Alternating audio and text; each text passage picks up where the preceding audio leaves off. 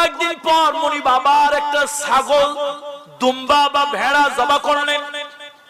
বলেন, ও লোকমান, সব থেকে খারাপ জিনিস এই দুনিয়ার মধ্যে একটা খারাপ জিনিস আমার কাছে এনে দাও। হযরত লোকমান অনেকক্ষণ চিন্তা ভাবনা করলেন।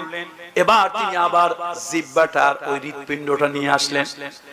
এইবার মুনিব একটু রাগ হইল, বিরক্ত হলো। তিনি রাগ করে বিরক্ত হয়ে বললেন, লোকমান, তোমাকে লোকেরা জ্ঞানী বলে, আমি তো তোমার মধ্যে জ্ঞানের কিছুই দেখলাম না, দেখছি না। তোমাকে ভালো জিনিসটা আনতে বললাম, তুমি আমার জন্য জিহ্বা জিবলা নিয়ে আসলে। আবার ভালো জিনিস আনতে বললাম, তুমি আমার জন্য হৃৎপিণ্ড কল্ব নিয়ে আসলে।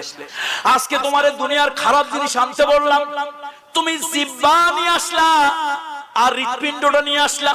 হযরত লোকমান চোখের পানি ছেড়ে দিয়া বললেন, মুনিব, আল্লাহ তাআলা আমাকে যে জ্ঞান দিয়েছেন, আমার সামান্য ক্ষুদ্র জ্ঞানে আমি হিসাব নিকাশ